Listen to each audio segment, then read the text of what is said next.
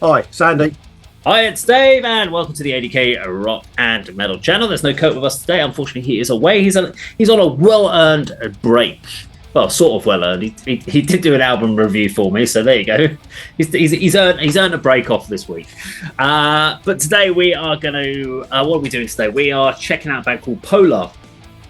Like Polar Bear. All right. And the song is called We Won't Sleep. Too cold, probably. Too fucking cold, yeah, exactly. I don't know anything about this band, so let's, we're going to go check it out and share it. We're going to watch the video all the way from start to finish, and then we will share our thoughts at the end. Let's do it.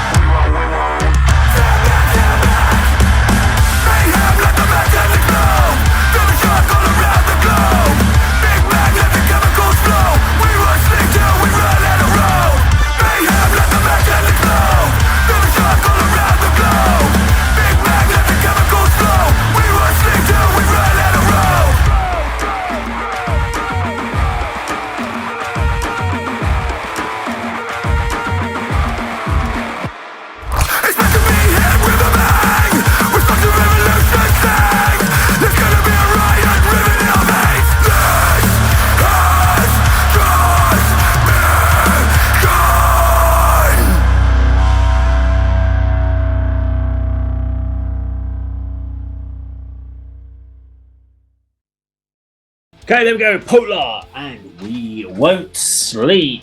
Andy, over to you, mate. Power of visuals. To me, as obviously, sort of, it seemed to me like a song of two halves. But if you were to listen to it without the visuals of video, it's probably the same track all the way through. But to me, that second half was head and shoulders above the first part. The first opening section, first half, was like a wannabe boy band on Britain's Got Talent covering Limp Bizkit. And there was all just a brief second where they're all doing the same move, and I don't know if it's intentional, you know, with what they were wearing and the setting and the posturing and everything, but it just was very, very weak. But then there's kind of like a little bit of a mini breakdown, and then it cuts to them in a inside location, and the whole thing goes up. Yeah. Like, thinking back, I don't think the music changes. The vocals seem more aggressive, but I don't think they're sort of. It's a slight step up, I think, guitar-wise. It sounds like they bring another layer of guitar in, but generally the overall vibe of the track doesn't massively change. Yeah, it sounded, as I say, more aggressive all round and more compact and tighter and just a bit more punchier. But then, like you say, there's very, very little change in the sort of music delivery. Yeah, I mean, I quite enjoy it. I mean, I think you can tell from what I've said so far, the second half I certainly enjoyed. Yeah. And, you know, if they kind of, whether it's intentional, kind of loading the social security and thinking, you know, what the hell is this? And then they sort of give you the hammer blow with the breakdown and the sort of, you know, even if it is just sort of layering up the guitars a little bit and putting a bit more aggression in the vocals. Yeah. They're delivering a lot better in that second half. It's like I say, it's sort of a Limp Bizkit kind of style with sort of vocals delivered at a sort of higher register than say Fred Durst would do. But yeah, I always struggle with this kind of stuff in as much as I don't usually listen to this. But as a vision audio sort of you know little package, that's quite entertaining. I'm not going to check them out any further, I don't think, but I quite enjoyed watching that for 3.5 minutes.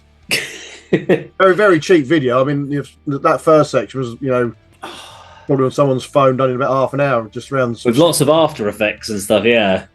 It's what made me laugh is it's like they've watched a 90s like Biohazard video, like something like that. With I'm surprised they didn't have a freaking like pit bull or something on a dog walking down the street with the dog in front of them, like real like hard men. And they've tried to do the walk down the street like the Headman, like Tales from the Hard Side, and trying to get into the camera and doing all this sort of shit. And I'm like, that was very 90s, and they're trying to recreate that.